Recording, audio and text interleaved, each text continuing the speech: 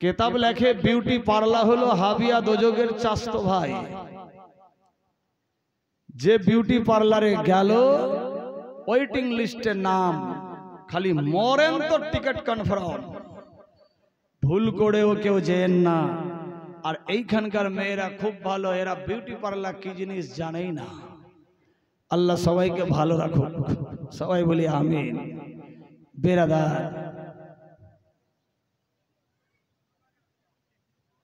খাতুনে জান্নাত দুনিয়ার বুকে প্রবেশ করলেন, দেখতে অতি উত্তম সুন্দরী। তখনকার যুগে তার চাইতে বেশি সুন্দরী কেউ ছিলেন না। আপনি যতই ফেস ওয়াশ লাগান, যতই লোটাস লাগান, যতই ভিক্কো লাগান, যতই ফ্রেম লাভলি লাগান, সুন্দরী হতে পারবেন না। কারণ আল্লাহ পাক ঘোষণা দিয়েছেন, আমি দুইজন মেয়েকে দুনিয়ার বুকে সুন্দরী পাঠিয়েছি।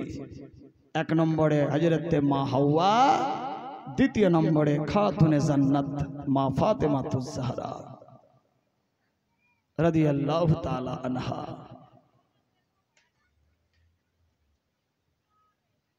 দুনিয়ার বুকে আসলেন মা খাদিজাতুল কুবরার কোলে, দেখতে খুব সুন্দরী, পুরা মক্কা শহরে ছিটিয়ে গেল। বিশ্ব নবীর ছোট্ট মেয়ে হয়েছে, দেখতে অতি উত্তম সুন্দরী।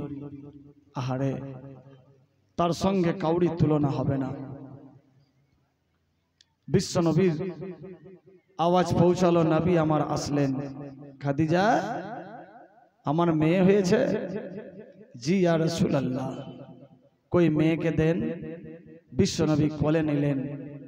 কিতাব লেখে নবী মুস্তাফা বেটিদেরকে বেশি ভালোবাসতেন, আর বেটাদেরকে তৈয়ব তাহির ইয়া ইব্রাহিম ও কাসেম রোমানদের সঙ্গে যখন যুদ্ধ হয়েছিল, দুই বেটাকে সেনাপতির দায়িত্ব দিয়ে রোমানদের সঙ্গে যুদ্ধ জিহাদের ময়দানে দুই বেটাই শহীদ হয়ে গিয়েছিলেন। বেটিকে কোলে নিলেন, গালে মুখে চুম্বন দেয়। খাদিজা, এত সুন্দরী মেয়ে আল্লাহ পাক দিয়েছে,